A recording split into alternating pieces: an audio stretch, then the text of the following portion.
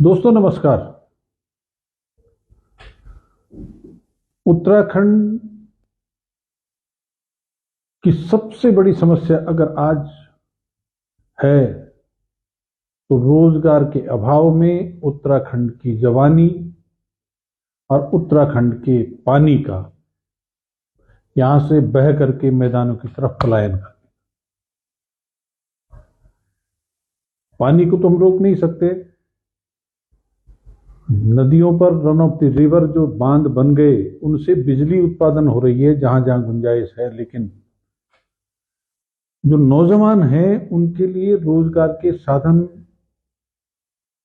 स्वरोजगार के अवसर, स्वरोजगार की संभावनाएं जब तक उन पर काम नहीं होगा तो तब तक उनके पलायन को कैसे रोकें।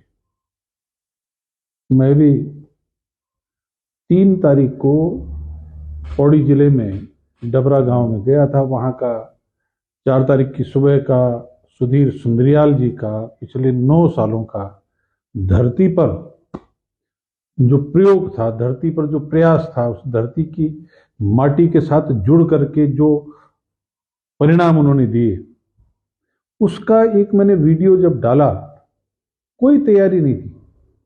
सुबह सुबह अचानक से उसको देख करके मन में आया और मैंने एक वीडियो बना करके उसको फेसबुक पर अपलोड किया। लाखों लोगों के की नजर उस वीडियो पर गई। मुझे बहुत सारे फोन आए व्हाट्सएप पर, जो मेरा फेसबुक पर नंबर है उसके उस नंबर पर व्हाट्सएप पर मैसेज आए। लोगों ने जानकारियां चाही, सुंदरियाल जी का नंबर मांगा। और आज तक मैंने फेसबुक पर जितनी पोस्ट डाली होगी सबसे अधिक पसंद इस वीडियो को किया गया, सबसे अधिक लोगों ने इसको शेयर किया। और इससे मैं फूल करके कुप्पा हो जाऊं, उत्साहित हो जाऊं, मैं नहीं समझता कि उसका कोई रिजल्ट हमारे उन नौजवान रोजगारों तक, बेरोजगार नौजवानों तक पहुंचेगा। बल्कि लोगों के इस एप्रिसिएशन ने, लोगों के इस जुड़ाव ने, लोगों के मन में जो जिज्ञासा जागी, इसने मेरे काम को जरूर बढ़ा दिया, मैं ये समझता हूं। और ये काम मैंने कोई पहली बार नहीं किया। मैंने 2020 का जो लॉकडाउन था, लोगों के पास उस समय काटना मुश्किल था और मेरे पास इतना काम था कि मुझे समय कम पड़ रहा था। जो प्रवासी नौजवान घर वापस आ रहे थे, मैंने वहां पर जहां जहां वो लोग लॉकडाउन में फंसे, वहां से उनसे जुड़ाव बनाने के साथ रास्ते में भी जब तक वो घर नहीं पहुंचे उनसे संपर्क बनाए रखा। और मैं क्योंकि उस समय विधानसभा क्षेत्र धनोल्टी से चुनाव की लड़ने की तैयारी कर रहा था, तो उसके बाद मैंने धनोल्टी विधानसभा में ये एक पहला पर्चा तैयार किया। इसको मैंने 25 जुलाई को सुदेव सुमन जी का जो जयंती है उस पर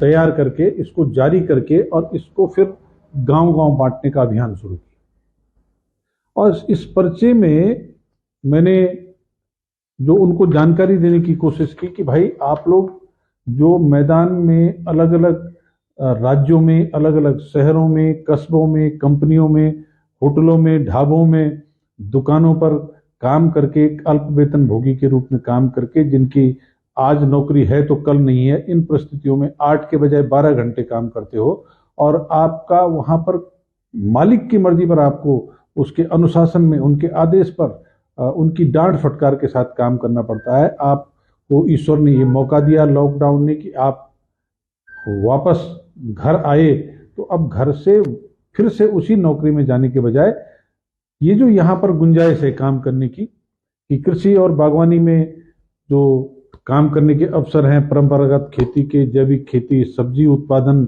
फूलों की खेती, पौधशालाओं की स्थापना, नए उद्यानों की स्थापना, मसाला खेती, मशरूम उत्पादन, मधुमक्खी पालन, पॉली हाउस, जड़ी बूटी खेती, सोयाबीन, ये 12 चीजें मैंने कृषि और बागवानी में छांटे थे। पशुपालन से संबंधित भी दिए।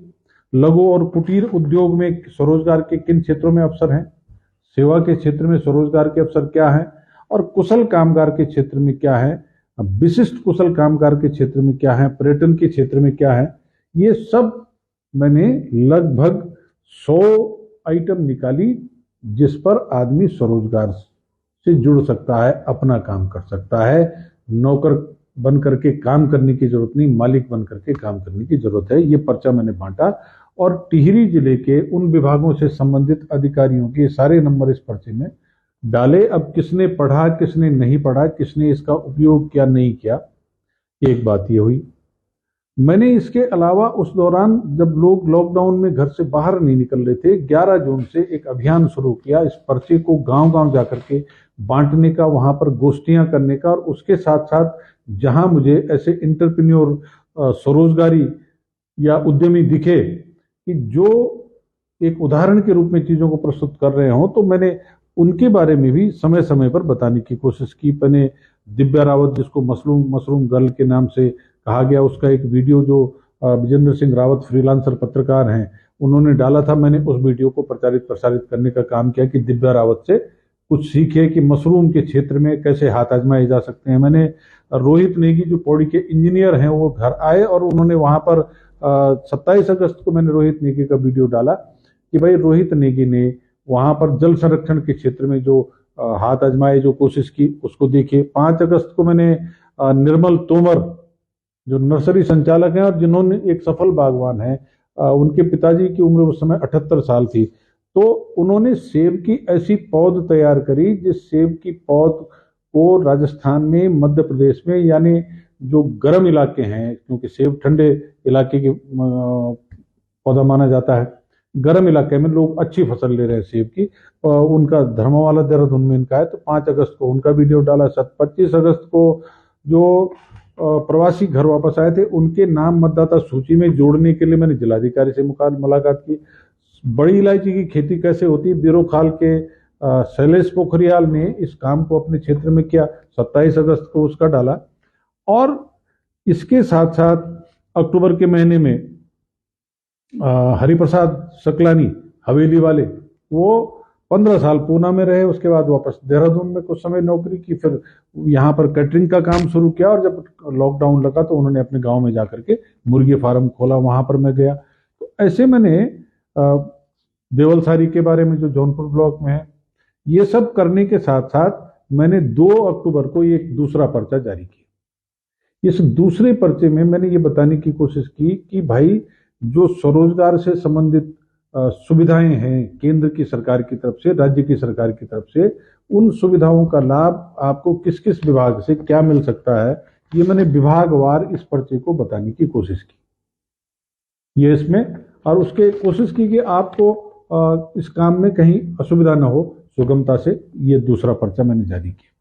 ये 2 पर्चे मैंने लगभग 192 गांव में बांटे। और ये सुबह जब मेरे हाथ लगे तो मैंने कहा एक बार मैं इन पर्चों को फिर से खोल करके आप तक पहुंचाने की, दर्शकों के माध्यम से उन लोगों तक पहुंचाने की कोशिश करता हूं जो इस समय गांव घर से बाहर जाकर के शहरी क्षेत्रों में, कस्बों में या दूसरे राज्यों में कठिनाई में अपना जीवन यापन कर रहे हैं कि भाई वापस आओ, यहां पर जो रोजगार के साधन है उन रोजगार के साधनों से जुड़िए। तो ये जो मैंने आपको कहने की कोशिश की, मुझे उस फेसबुक वीडियो से जो डबरा गांव की सुधीर सुंदरियाल जी के घर की है, मुझे ज्यादा लाइक मिल गए। सुधीर सुंदरियाल जी के काम का भी प्रचार प्रसार हो गया और कुछ लोगों ने हमारे काम को सराहना की। लेकिन इतना करने से अगर मैं संतुष्ट हो जाऊंगा, मैं ये कह दूंगा कि साहब मेरा तो एक वीडियो बहुत वायरल हो गया, मुझे खुश हो जाना चाहिए, बिल्कुल नहीं। यहां फिर मैं गलत रास्ते पर चल पड़ूंगा। मैं एक जिम्मेदार नागरिक के रूप में, राज्य आंदोलनकारी के रूप में, एक वरिष्ठ नागरिक के रूप में, जो मेरा दायित्व है कि इस राज्य के अंदर जो हमारी अगली पीढ़ी है उसका भविष्य कैसे संवरे, वो नौकर बनने के बजाय मालिक बनकर के कैसे काम करे, तो यहाँ पर राज्य सरकार के पास जो काम होंगे, जो जिम्मेदारी होगी, हम उस पर भी बात करेंगे। इसके लिए मैं आज ही इस राज्य के जो पूर्व चीफ सेक्रेटरी, एक retired chief secretary N Ravishankar साहब, इस समय DIT के चांसलर हैं, मैं उनसे मिलकर के आ रहा हूं। मैं इसके अलावा इस राज्य के समान विचारधारा के उन रिटायर्ड अधिकारियों से बातचीत करने की कोशिश कर रहा हूं, क्योंकि उन्होंने जिस दिन नौकरी शुरू की उस और जब तक रिटायरमेंट नहीं हुआ तब तक निर्बाध रूप से इस राज्य के अंदर काम किया, घूमा है, फिरा है, देखा है।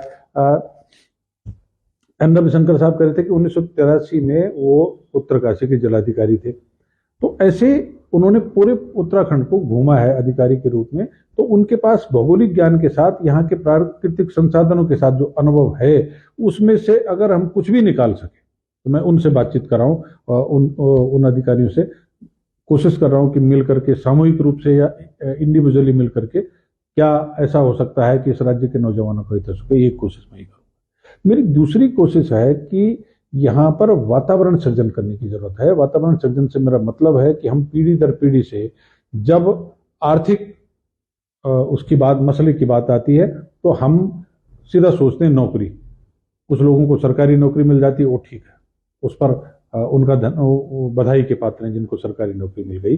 कुछ लोगों को प्राइवेट सेक्टर में बहुत अच्छा रोजगार मिल जाता है, मल्टीनेशनल कंपनी से लेके अपने देश की प्रदेश की कंपनियों में अच्छी सैलरी के साथ मिलता है, उनका भी भविष्य ठीक है। लेकिन मैं उन नौजवानों के बारे में चिंता कर रहा हूँ जिनकी तनख्वाह कम है, कि उनके लिए रोजगार के साधन हम कैसे पैदा कर सकते हैं। यहाँ पर जो अलग अलग सेक्टर मैंने गिनाए आपको, उन सेक्टर से के साथ उनको कैसे जोड़ सकते हैं। तो इसके लिए जो मुझे लगता है कि सबसे पहली जरूरत के रूप में मानसिकता बदलने की है कि नौकर नहीं मालिक, नौकरी नहीं अपना काम, नौकरी करने के बजाय स्वरोजगार से जुड़े और जो स्थानीय संसाधन है उनसे जुड़े। तो इसके एक नहीं बल्कि कई फायदे होंगे। तो जो हमारे कथावाचक है, जो व्यास जी लोग 7 दिन तक व्यास गद्दी पर बैठ करके प्रवचन करते हैं, धर्म और ज्ञान की बातें सिखाते हैं, मैं दूसरा प्रयास मेरा है कि मैं उन लोगों को मिल करके उनको प्रणाम करके उनसे बहुत विनम्रता पूर्वक निवेदन करूं कि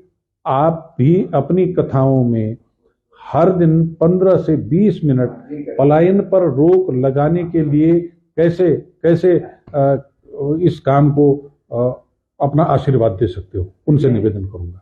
हमारे जो गीत संगीतकार हैं, गायक हैं, नेम फेम के लोग हैं, जिनके कार्यक्रमों में हजारों की संख्या में लोग आते हैं, मैं उनसे भी निवेदन करने जा रहा हूं। मेरी प्रीतम वर्तमान जी से बात हुई, मैं उनसे निवेदन करने जा रहा हूं कि आप अपने कार्यक्रम में पलायन पर रोक लगा करके अपने इन नौजवानों को स्वरोजगार से जोड़ने की दिशा में कैसे मदद कर सकते हो।